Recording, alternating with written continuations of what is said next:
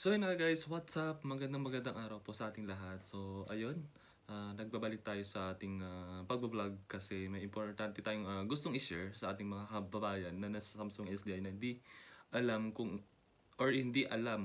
ilan yung annual leave or yung basic holiday na binigay ng company sa buong tayo. So mahalagang malalaman niyo to guys kasi um, napaka-importante ito guys kasi para magamit nyo sa buong taon. Kasi pag di nyo nagamit sa buong taon is hindi nila idadagdag sa susunod na taon. So please watch this.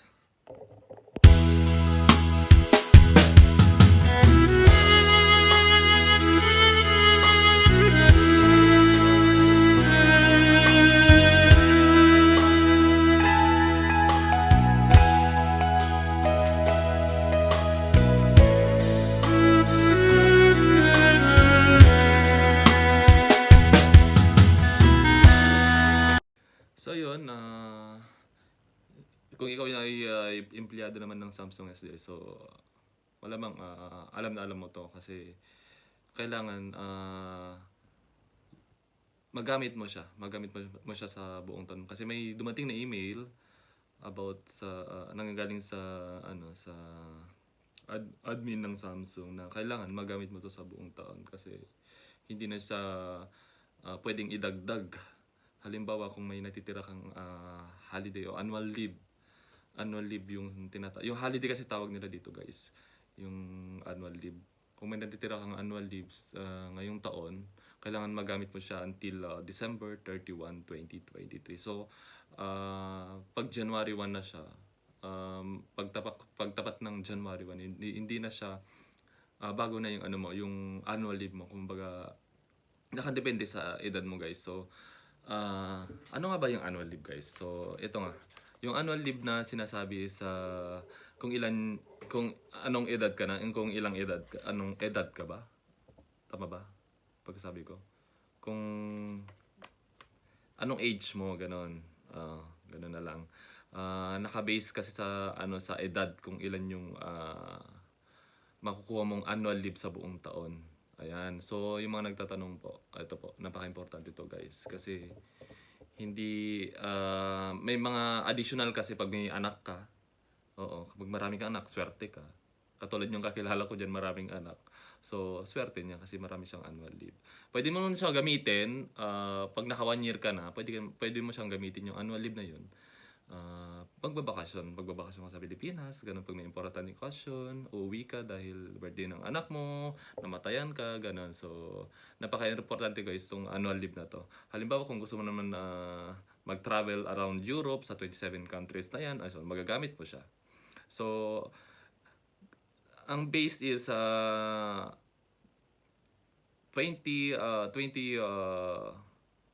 pababa, ayan. 25 pababa is may 20 days ka. So, nakadepende sa edad guys. Tapos pag 28 and 29 is may 22 days ka. Pag 31 to 32 ka naman is may 23 days ka. Kapag 33 naman and 34 may 24 days ka. Sa 35 and 36 may 25 days ka. 37 and 38 na edad mo is may 26 days ka. So ngayon, meron din na si 38, 39, may 27 days ka. Swerte ka dito guys kung matanda ka na. Kung may edad ka na. Kung ulugod ka na. Ayun, marami kang malaki makukuha mong vacation leave or annual leave. Ayan, so 41 to 42 is may 28 days ka. And then 43 to 44 is may 29 days ka. 44 to 45 age is may 30 days ka. Plus additional to guys kasi napaka-importante to guys kasi pag may anak ka, pag may isa kang anak, additional 2 days. Ayan. Pag may dalawang anak, additional 4 days. Pag may tatlo kang anak, is may 7 days ka. So, maswerte yung mga tatlo or apat pataas yung anak kasi madami sila madadagdag sa kanilang ano. Bukod pa sa may ano na sila, may uh, edad na sila is ma-additional pa yung kanilang mga anak na makukuha. Yun, napaka ano yun guys kasi sa Samsung I think most ano na siguro madami ng siguro nasa 1,000 na yung Pilipino sa Samsung SDA simula nung nag-open hiring sila last yung mga dumating na galing sa mga iba't ibang agency. So kami mga galing last year, kami yung mga fourth batch na dumating sa Samsung SDI. So napakaswerte talaga guys kung nasa ano ka na, nasa Samsung ka na kasi bukod pa sa ano malaking sahod, ito pa maswerte ka kung mapunta ka sa mga department na magagaan ng trabaho, maganda. Tapos hindi pa yan guys kasi pagka nakapag-exam ka na C1 or C2 or C3, ano mga sinasabi ng mga exam, tataas naman yung sahod mo. Halimbawa naman, kung lilipat ka ng ibang department, kung gusto mong magpalipat, inaiwan mo yung department mo kasi ganito, nakaawayan mo yung manager mo or something na bad happen na hindi mo gusto sa ano mo, coworkers mo, ayan, pwede mong palipat ng department. Depende pa guys kung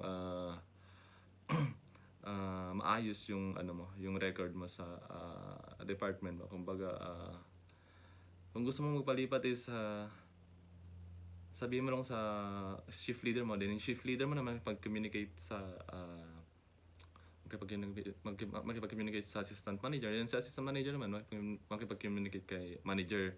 Ngayon si manager na mag-uusap, yung manager sa department mo, saka yung gusto mong lilipatan na department ang mag-uusap na. Ganun guys yung process sa paglipat sa ibang department.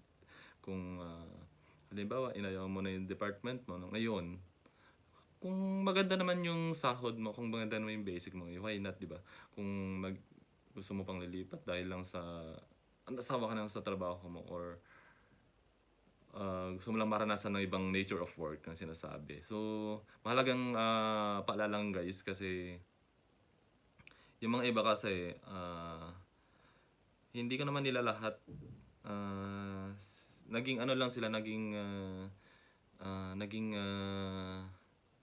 stepping stone. Ayun, basta nag-stepping stone nila yung pagpunta nila dito sa Hungary para maka-jump sa ibang bansa na part ng Europe. So, paalala lang guys sa mga kababayan ko na katulad ko na naghahangad na makapunta ng Europe. Hindi dahil sa kagustuhan yung pumunta magtrabaho dito sa ibang bansa or dito sa part ng Europe para makapunta kayo sa mas malaki yung kikitain or ano. Mas naintindihan ko pa yung ibang company na nagja-jump sila yung mga empleyado nila kasi alam ko katulad sa Flex, alam ko naman yung sahod nila doon kasi sobrang late talaga. Kumbaga triple yung sahod namin dito. Kumbaga triple yung sahod namin dito yung sa kanila. So yung bang mga company din like mga medyo okay pa naman pero Samsung is the best talaga.